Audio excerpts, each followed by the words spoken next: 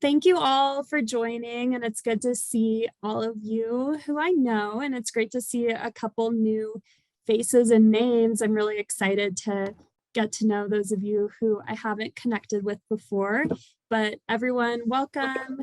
This is the Shuttle webinar from the Continental Divide Trail Coalition. And for those of you who don't know me, my name is Andrea Kurth, and I manage the Gateway Community program at CDTC.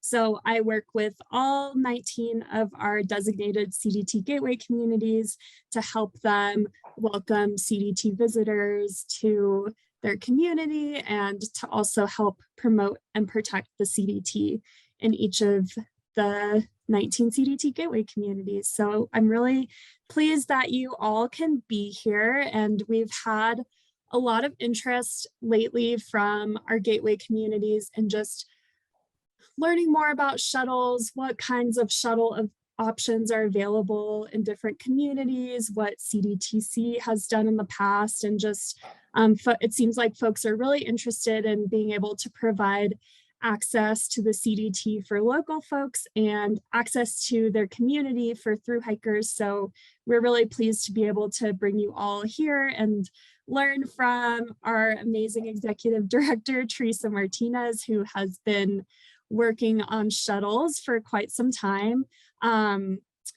through CDTC. So we'll hear a lot of great information about her, but overall, we want this to be pretty informal. So if you have any questions, please let us know. We'll have a special time at the end for questions, but feel free to use the chat if you have questions that come up, and we'll try to answer them as we go.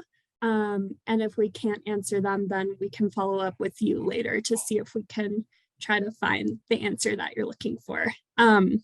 So before we begin, I would love it if everyone is able to access the chat. If you can just introduce yourself, tell us where you're calling in from. I know where most of you all are. And then if you could just let us know why you're here tonight or what you're interested in learning about, that would be really helpful for us to be able to make sure that we answer all of your questions. And for those of you who don't know, I am calling in from Frisco, Colorado, which is the ancestral lands of the Ute people. So if you want to share the ancestral lands of where you're calling in from as well, we would love to see that. And hey, Jerry. Okay, Shelby's interested in learning more about the Southern Terminus shuttle. We have more info about that, certainly. Hi, Dustin. Good to see you. Hi, Jillian. Buying the Simple Lodge and Hostel in Salida. Yeah, that's awesome. Thanks. We'll be moving there in April, taking over May 1st. So we're just in time for CDT hikers. Awesome. We'll have to connect more, Jillian, but I'm glad that you could join. For sure. Okay, great. Well, thank you all for writing in the chat, and I will pass it over to Teresa now. She's the executive director and co-founder of the Continental Divide Trail Coalition, and like I said, has at least 8 years of experience running the Southern Terminus shuttle, and we just want to provide some information and considerations for you all as you think about how you could provide this service in each of your communities. And I will start the slideshow, Teresa, and you can go ahead and get started. Let's see, am I muted now? Okay. Hi, everyone. So yeah, it's funny. I never anticipated being a somewhat not expert, but person who knows about shuttles. It just sort of kind of happened. So you learn on the fly out of necessity. So we started a shuttle program back in 2014 to get hikers to the Southern Monument, solely because at the time, up until that point, up until about the middle of 2013, a gentleman who lived in Hachita, New Mexico did it. And he was easily in his 80s. Sam Hughes was his name. And He would pick up people at all hours. They would camp on his property, and then he would drive them out there. He didn't have a permit. Half the time he'd have flat tires, and it was always an adventure, people getting out there. But unfortunately, he passed away.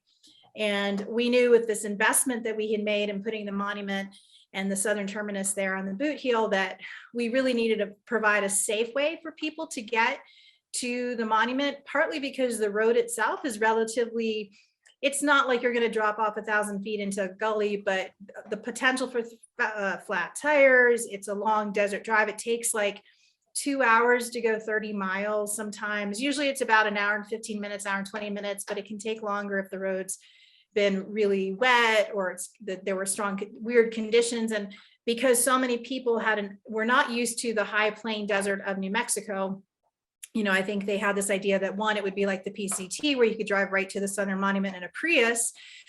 We didn't want people driving out there and really, one, damaging the road, but more importantly, getting hurt themselves.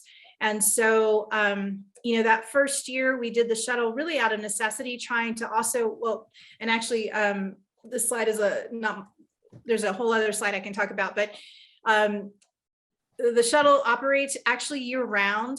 And it operates primarily really in full force in the spring. And that's really when people were starting to take the CDT. But the goal was really to create a business model for someone to take it over, because we knew that as an organization, we couldn't do it. And it's a big investment. We also wanted to find a way to hire local drivers like Sam. So basically keeping that business local. But most importantly, we wanted to protect the experience of the CDT in the region. The CDT down on the way from the last paved road all the way to the monument, you paint pretty much the road parallels the CDT. And so not only does it put up a big, huge dust cloud, we also were afraid that if people broke down, or worse, if there was a whole convoy of people going all day long, that would really impact the people that were out there in a relatively otherwise remote location. And so we really wanted to make sure that we were putting people out there all at the same time and at a predictable time. And also because there's Border Patrol relationships, we wanted to make sure Border Patrol could really manage when people were going out there, and they weren't constantly having to track down vehicles going out on this road all day long, but rather it was one time that they could expect a shuttle going out there. So just try to manage their time commitment. Again, we wanted to prevent car emergencies or worse. We also wanted to respond to local community concerns that people would be out there and get lost, or they would run out of water, or they would not have any support out there. So one of the things we also do as part of our shuttles, we hit every cash box. There's 5 cash boxes in the boot heel every day. We actually take a whole path that goes down to the boot heel by passing almost every cash box, and either make sure, we always tell people when we drop them off, if you get into trouble, to stay at a cash box, someone will be here every 24 hours. And so it has actually worked for us to protect or to provide some support to people who've gotten into trouble, whether it be heat exhaustion or other kinds of injuries, and keeping them in a place where there would be a lot of other people during the high use season. And it would provide us an opportunity. We could drive right to the site and help them out. And then of course, we're always checking the cash boxes. The goal for us was just to break even. We never anticipated this to ever make money, which we maybe are generated at the end of the year, a revenue of maybe the most I think we've generated after we broke out all our costs was $5,000, which is not a lot of margin. But we also have a huge investment to do this because we aren't based in Lordsburg. What's the question? What's CDTC doing about? Sorry. Oh, I have no idea what the Prince of Wales Hotel is, but I'm assuming it has to do with border issues. We try to stay out of those. but let's see, we also, in that car ride, the other piece of that is that we're able to, because we have these individuals in the vehicle for 3 hours, basically. We leave Lordsburg from a local business at 6:30 in the morning. We usually get to the monument at 9:30 in the morning. So it's 3 hours of driving, but we have 3 hours of being able to give them a lot of information about everything they need to be ready for in the next 90 miles. And so that was really our goal, was to really provide some information. The picture here in the slide is one of our first years really operating the shuttle. And it was a day after it had rained and there were huge mud puddles. And this is Juan Reynon, who lives actually in Silver City. He had this huge Suburban with a 4-inch lift kit. And he barely made it through all the puddles, but the through hikers loved it. It was very much a CDT experience. I'm always terrified in those experiences, but hikers love it. Anyway, but for us, the shuttle has really been a way of really providing safe access to the monument. I think if the monument were anywhere else or the road was a better condition, we probably would minimize our investment, but it is such a delicate place down there. Give me some more. You know, this last year, we actually heard about a grandmother who went to pick up her daughter after finishing the CDT, and they had 2 flat tires. They ended up having to hike out for like hours. They ended up getting back to the blacktop on Highway 81. And then it cost them something like $2,000 to get their car towed. You know, so that's just not something we want people to have to deal with. It's a lot of stress. And so for us, it's really minimized some of this. But having said that, we can go to the next slide.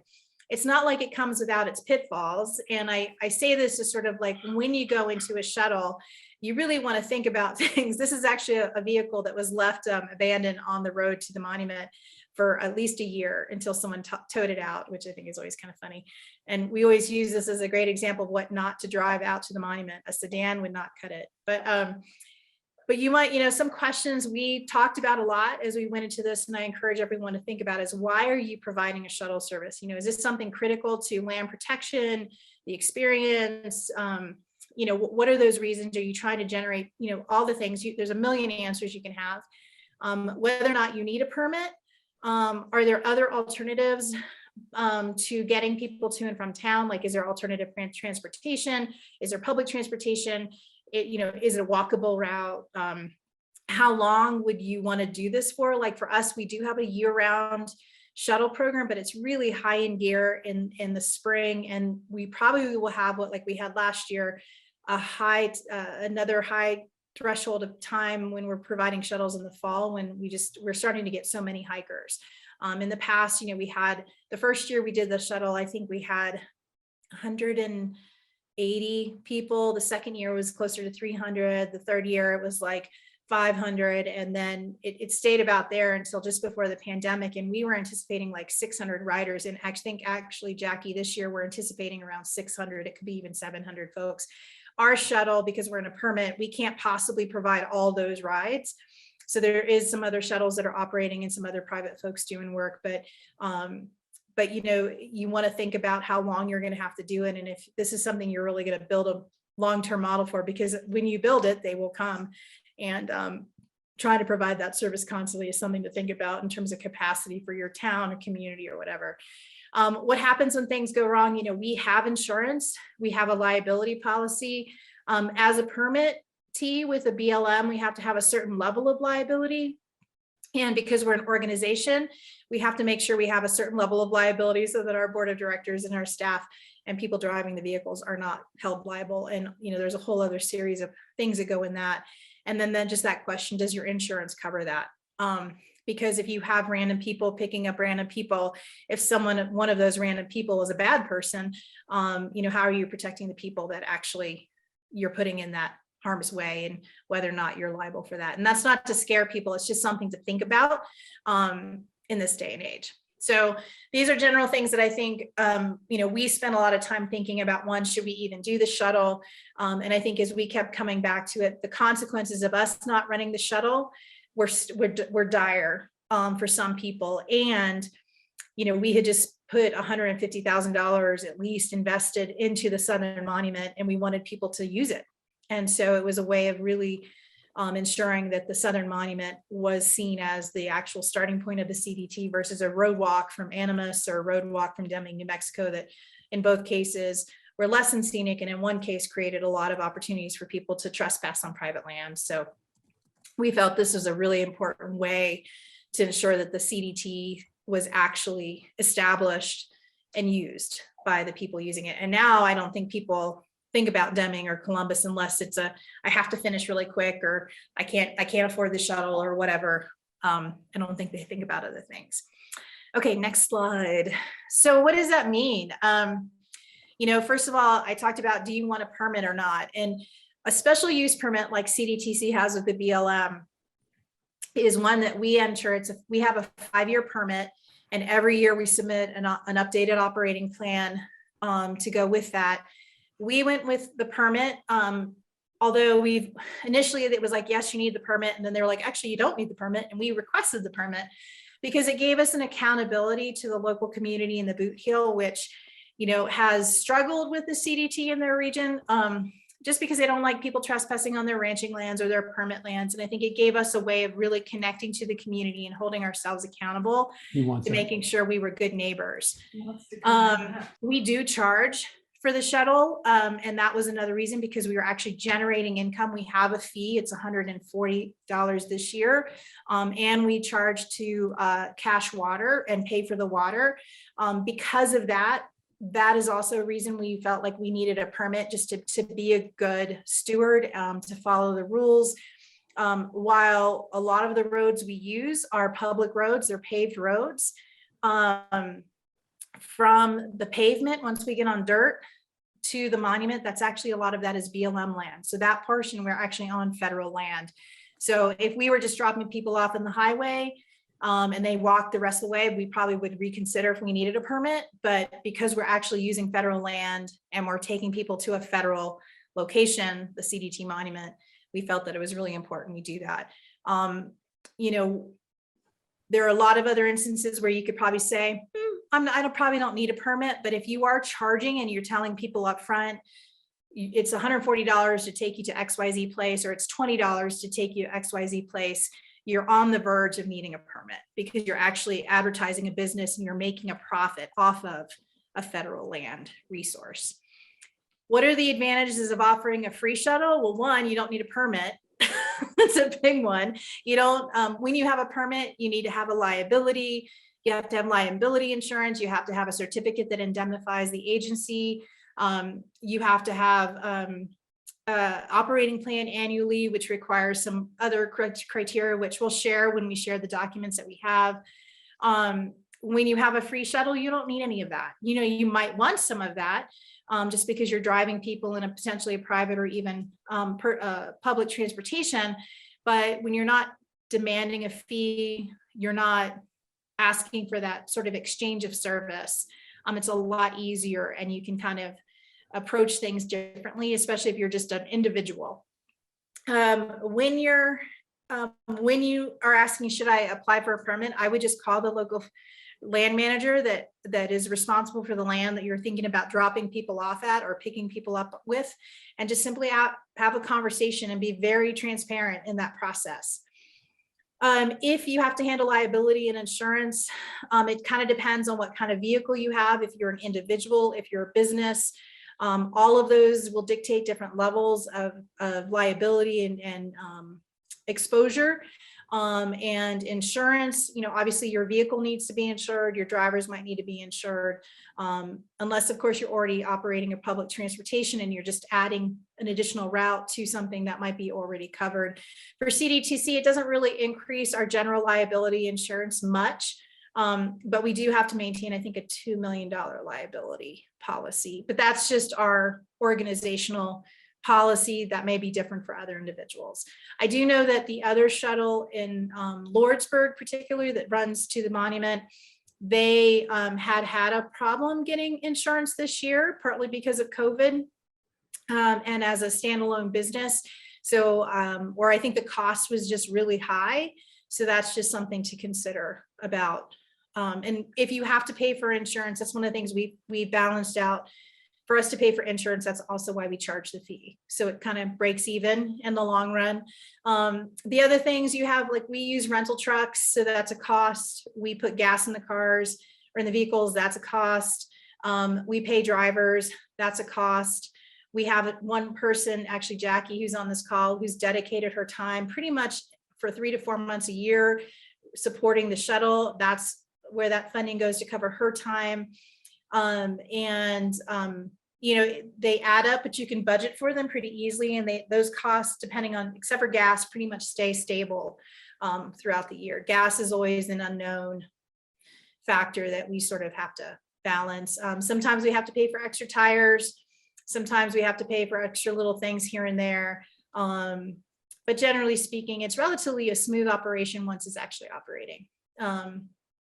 Yeah, so I think that's all of it. I would say that from our perspective, you know, we would love to find someone to take over the Southern Monument Shuttle.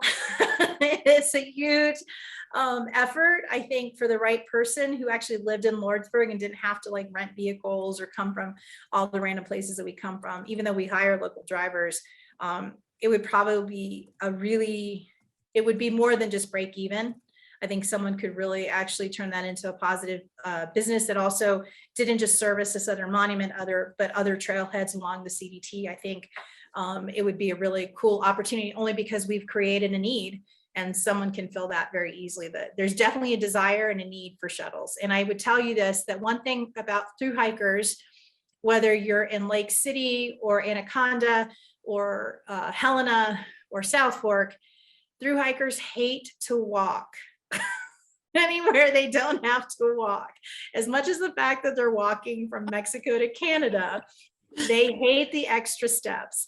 And so there is always going to be, at least from a long distance hiker, section hiker, potentially even day hiker, if there's a way to create an opportunity for a shuttle. Again, you know, I can't guarantee that everyone's going to make money, but there's an opportunity to at least break even, I'm almost certain, because it does create a service. People are always genuinely grateful and appreciative of the ride, especially if you're somebody who can give them history and information about where they're getting ready to hike to, and they can sort of build a connection to that landscape before they get there, or just getting the inside knowledge of where to get beer afterwards, or where to do your laundry, or who has the best cheeseburger, or whatever that is. That information and that opportunity to connect with people visiting or living in your community in that really unique way is just tremendous. And the best part, I've driven the shuttle so many times. I love getting to know those people. So it's a real positive. It just, you know, you need to make sure you have the capacity to sort of support, if you're going to, in particular, get a permit, to do that well and to do it right. So with that. Teresa, I really love the point you make about, first of all, I think this being a great opportunity for a small business to spring up in one of our gateway communities and create jobs. I think that's a really good point to make, and it could work really well if there is that need there. So thanks for bringing that up. And then I also love the point you make about just being able to connect with through hikers. I think I hear a lot from our gateway communities that people really love those opportunities as well, to connect with through hikers and get to know them. And I think exactly what you said, the same is true for through hikers who are showing up at a gateway community. It's just one more aspect of making all of our CDT gateway communities really welcoming for all kinds of CDT visitors. So it's a great opportunity, but certainly a lot of considerations, and we're here to help folks kind of understand what the different needs of shuttles are, because it is a pretty involved service that folks will be providing. So yeah, I wanted to talk a little bit about scheduling considerations. So like Teresa said, we take reservations for all of our shuttle slots throughout the year. And like she said, our really busy season is in April and May, when through hikers are arriving in New Mexico and starting to voyage their way north towards Canada. So we have Jackie Horn, who runs the shuttle program here at CDTC, to talk a little bit about how we do it. But I think there's a lot of different ways that shuttle scheduling can be run. We schedule ours in advance, I think mostly because all of the through hikers are like rip roaring and ready to go and want to have their leaving date set as early as possible. But I think for some other communities, if there was a set schedule that picked up in a certain location and dropped off in another location and did that once a day, I think that scheduling could work really well, both for through hikers who might not exactly know when they're arriving at a gateway community, but also for other visitors and local folks who might be trying to find some kind of public transportation or service to be able to get to the trailhead. So I think I also just want to point out that our shuttle is really specific to through hikers because not a lot of people are going to day hike in the boot heel of New Mexico. Usually they're just there to section hike or through hike the CDT.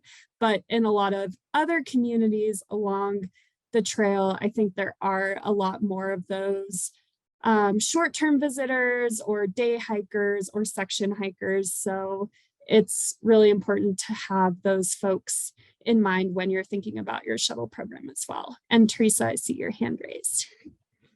Yeah, and I was just going to mention, we constantly, I shouldn't say constantly, but I think more and more we're going to see people who are looking for shuttles between different trailheads. For example, just recently we heard from the BLM, somebody's looking for a shuttle between Grants and Chama, and who do we know? And I think there's an opportunity as the trail gets more and more popular for section and day hiking that there's going to be opportunity for that. And I would personally advise that you go ahead and just go through a permit process and make it formalized. So then you can just advertise. Also, and if whether or not you want to schedule like this, or you want to do it on a pad and paper, like Sam Hughes used to do. The reason I say that is one thing I didn't mention in my previous section was just that when people say it's for donations, some people just say, okay, well, or on your honor, they don't donate. And there have been times when people, in particular with the Southern Shuttle, there's a gentleman who comes all the way from El Paso and he just says, sure, I'll give you a ride. And he's taken people, it's like a whole day of driving and getting people out to the monument, and they have not paid him for his time or gas or anything. And when you say it's donation only, you kind of open yourself to that. And I would think if you're going to try to formalize or take advantage of this potential opportunity to go ahead and just, do it well, do it right through the agency or whoever, and just formalize it. So then you can just charge and make sure that it is a profitable opportunity for you. And then you can advertise and get that around to people so they know that it's a legitimate operation. Thanks, Teresa. And then of course, part of that fee goes back to support our public land agencies, and they really need the funding, and it's great to be able to contribute to that whenever you can. And Shelby, I see your hand raised as well. Yeah, Teresa said earlier that the shuttle is actually going on year round. These are people just going down to the boot heel for general principles, not for necessarily through hiking. Is that what you mean? Yeah, sometimes people are just section hiking. And they're going at a better time of year than, the best time to do the segment of the CDT in the boot heel is actually probably like October to March. And, most people start through hikes in April or finish in December. So on the December side, if they're southbound, that's one thing, but to section hike it with the best weather and the best sort of temperatures, it isn't necessarily when we have our bulk season. So we kind of do it year round, and then we work with individual drivers locally to provide those rides. I agree with you. I think it would be great if we could get a small business to operate that shuttle going forward. And surely there's a bunch of old hippies out there who, for whom this would be a trippy experience. I know my encounters with through hikers falls into that category, and I love it. So I hope you find someone. Thanks, Shelby. Jackie, do you want to speak for a few minutes just about our scheduling system, kind of the shift that we've made in the past year, and some of the challenges and considerations that you have to take into account for scheduling? Yeah. Hi, everyone. My name is Jackie, and I'm the Trail Information and Membership Coordinator for CDTC. So I deal a lot with through hikers and fires and trail use and kind of all the above. So I've been at CDTC for just over 2 years, and since I've been here, the shuttle has actually never run. We've attempted multiple times, but because of COVID, I've had to schedule and cancel or postpone or kind of make adjustments there. So this will be the first, hopefully, fingers crossed, season that we actually will fully run. Before my time, and then when I first arrived at CDTC, we were doing the scheduling directly on our website, essentially as if you were buying an item on our store. You would fill out the form, pay there. There'd be a certain number of slots available on the set number of days that we made up our schedule. And the problem with that was that everyone wants to book at the exact same time as soon as booking opens, and pretty much without fail, the website would crash and then be getting calls and emails and people being very stressed because they want to get the date that they want to get. So this year we decided to make a shift kind of last minute, and we did our booking via a scheduling site called Calendly. So it definitely wasn't perfect because we didn't have time to really go through kind of all the different uses that we could do, but it definitely went smoother than in years past since it was external from our website. Eliminated a full website crash. It only crashed for about a minute or two. So that has been really great. Basically everything's done through there. People can book and pay, get their confirmation emails and be all set. And then through the website can kind of export a list of who's booked on what day with all their information. So that has currently been super helpful. And then as we get requests for people wanting to hike the opposite direction. So instead of booking a shuttle from Lordsburg to the monument, some people decide if they don't get their date or for whatever their reasons are to hike from Lordsburg to the monument and then decide to get picked up. We can kind of make individual booking links for those as well. So that's been very useful instead of having to kind of do it piecemeal on our website like in the past. So there's definitely a lot of other websites that you could use. Again, we kind of made the shift last minute. So it's kind of whatever works for you or your situation. So that's kind of the booking online process. The biggest piece for us, I would say, is setting our schedule, how many seats we're going to offer on any given day, how many drivers have committed to helping us with the shuttle and committing their time to drive. And then this year, we also decided to only operate when we had rental vehicles. In the past, there's been some drivers who've used their personal vehicles, but it's obviously taxing on their cars, flat tires, just kind of wear and tear. So this year, we're only going to be operating when we actually have our rental trucks available.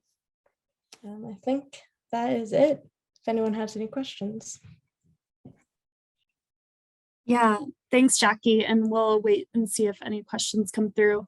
But like I mentioned, I think some other shuttle services that I know of have the system where they just pick up at a certain time and people kind of line up and wait there, and that can work really well. And then other shuttle systems that I know of are kind of like on an on-call basis, and those are generally small businesses that operate, and they get their number out to through hikers or section hikers or other CDT users, and then folks kind of call and arrange rides. So that's something that I've seen before that works well too. It just kind of depends on, I think, how many riders you expect to have on any given day. I think for us, scheduling in advance works really well because we just have a huge influx of hikers all at once, and it helps us stay organized. But maybe for some communities mid-trail, since hikers are a little bit more spread out, it might make sense to not have people book in advance, but that's definitely a consideration. Yeah, and I was just going to add, one of the reasons we also have a booking is we have a limit of 12 people per our permit per day that we can actually take out. So we can't have an unlimited number of people going out there. And again, that goes back to the experience I know in places like Lake City, or even in Helena, where they have this, I think you pick up at the same time and get dropped off at the same time every day.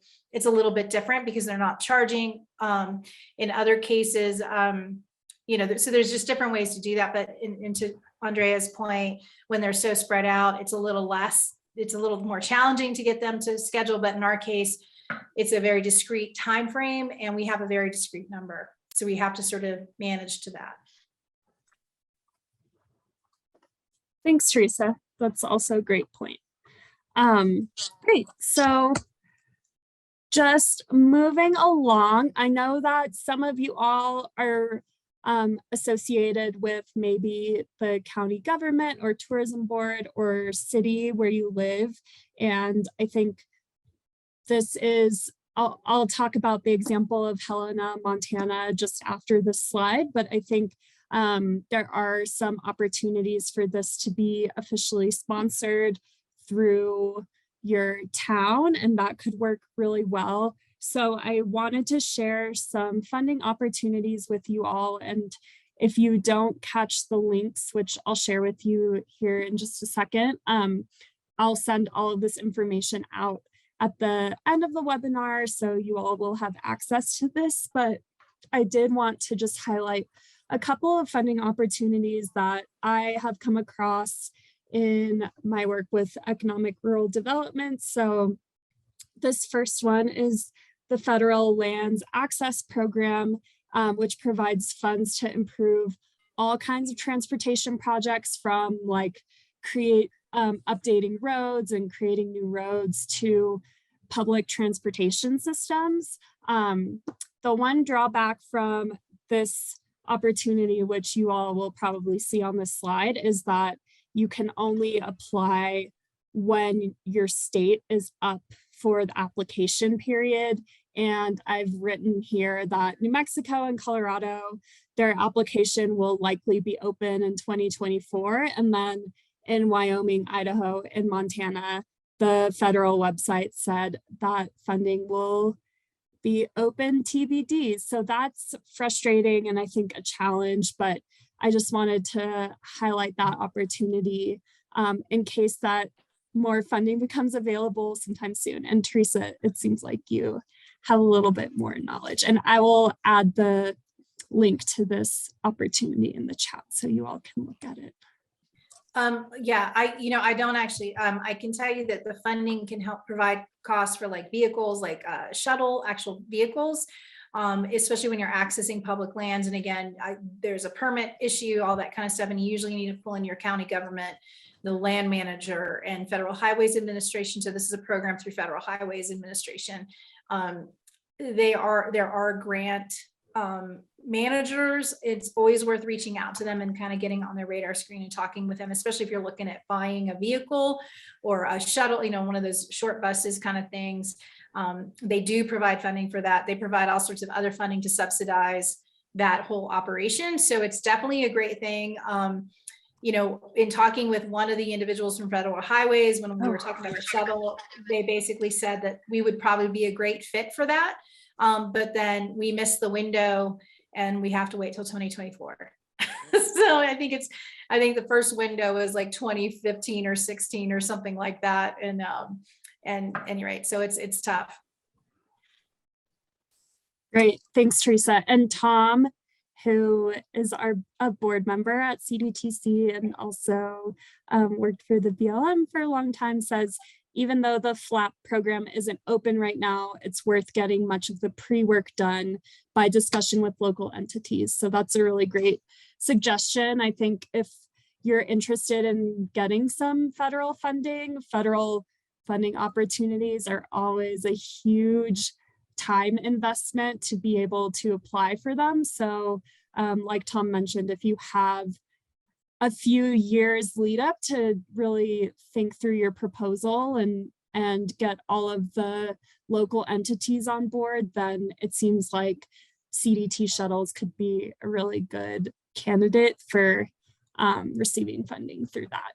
And then another one, which generally, I shared the links in the wrong order. So the link that I already shared is for the rural business development grants. So I see this opportunity come through every year, and they offer all different kinds of rural development grants, including investment in funding for public transportation, especially if it's a transportation project which will increase economic development in rural communities. So that is a great opportunity for all of our gateway communities, but they also provide all kinds of technical assistance and training.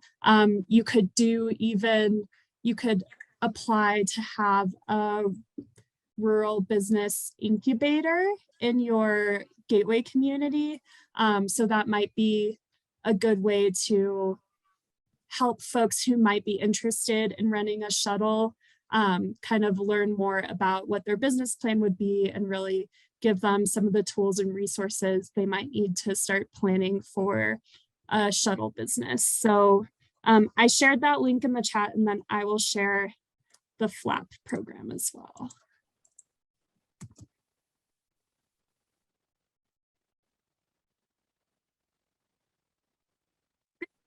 And then just so we have enough time for questions at the end, I wanted to highlight a really awesome program in one of our gateway communities, with the caveat that unfortunately this program was canceled for this year and is on an indefinite hiatus because of some of the challenges that are just presented by running a shuttle program.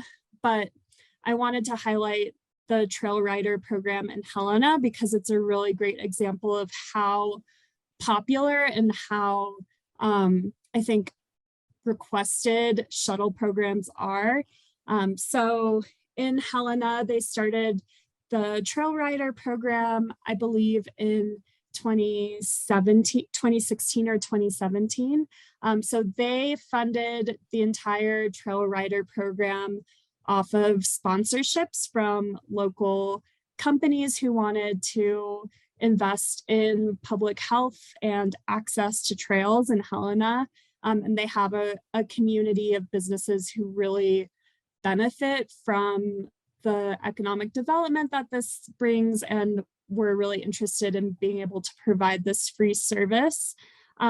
So it operated every summer from May to September, and after a couple years of running this program, they did a pretty comprehensive study to understand who was using it, and they actually found that only 20% of the users of the Trail Rider program in Helena were visitors, and 80% of the over 3,500 riders were actually locals who were using this program to get to the CDT and other trailheads around town. So it was immensely popular for locals. And I think, so we have a staff member in Helena who says that the Trail Rider program is actually one of the main reasons why she chose to move to Helena, because they provided this free service for folks.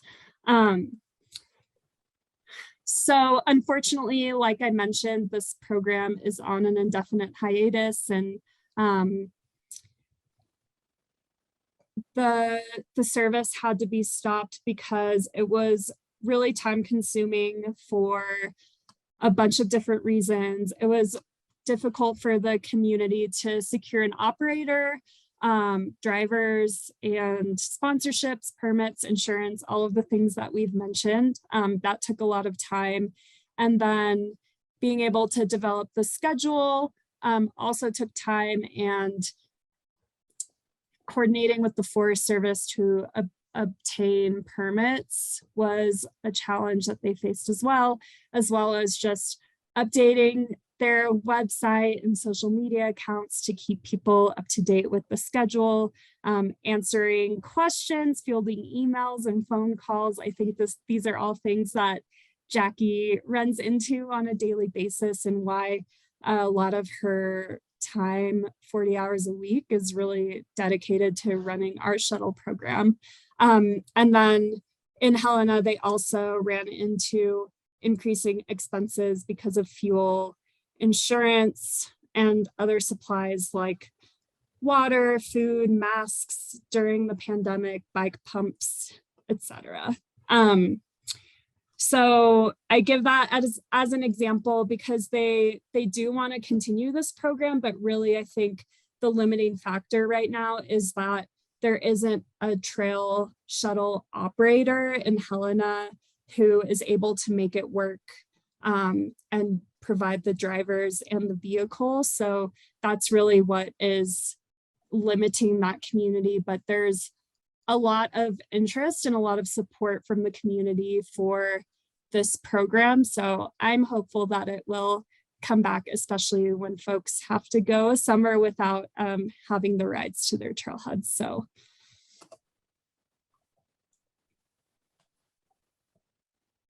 with that, I will pause there and just, we would love to hear any questions from you all, considerations about your community, things that you are considering, and we're here to help and to help you answer some of your questions. So if anybody has anything else to add, we'd love to hear from you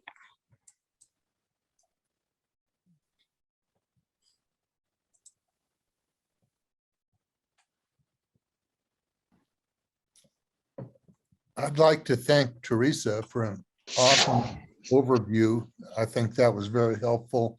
Here in Lake City, we have a volunteer system that has been using private vehicles. We're working on getting the county senior citizen van.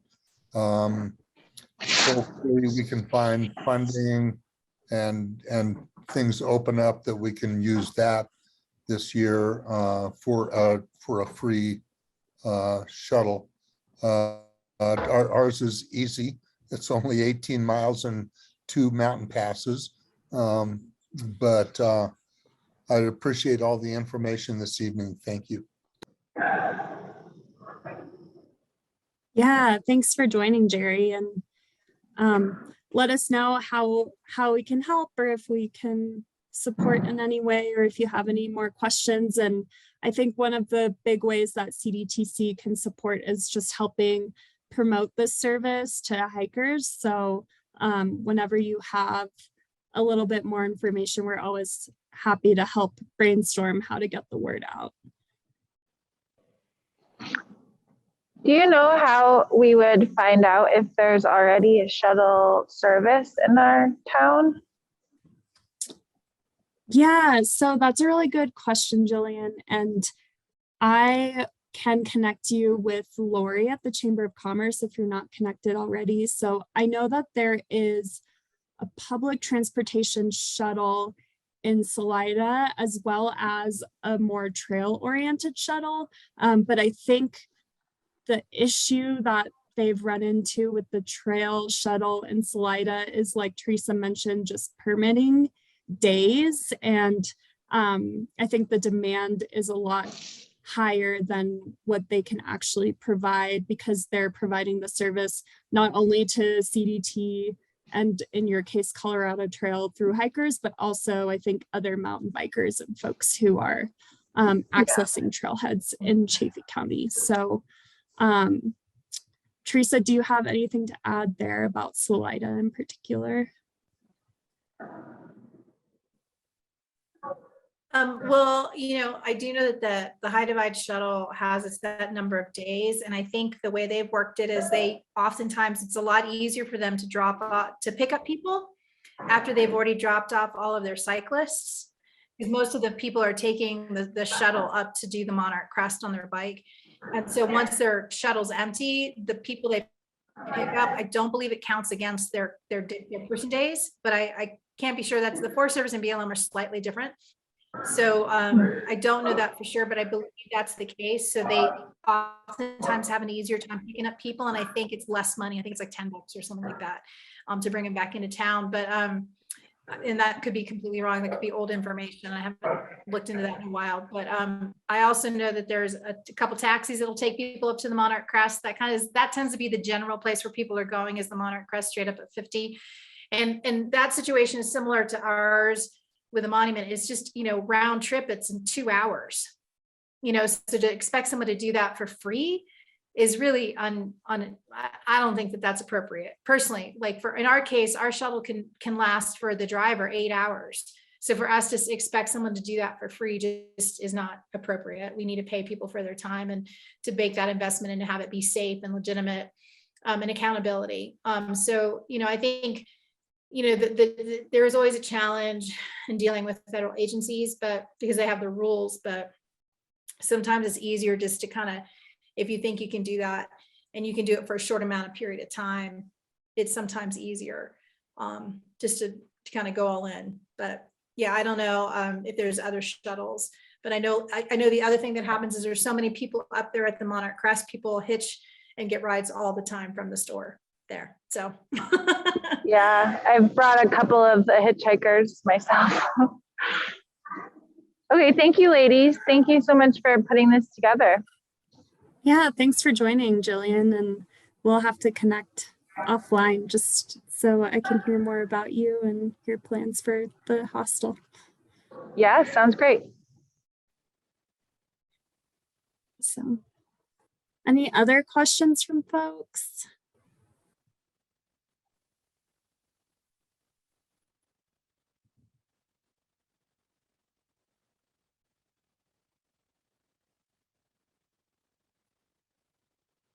Okay. Well, if anything comes up, you all have my contact info, and I'll be following up, like I said, with some more of these resources that we mentioned. We really appreciate all of your time and interest, and we hope that this was helpful to learn more about shuttle programs. And as you think through this a bit more with your communities, please always reach out to us if you have any other questions or concerns, and we'll try to help as best we can.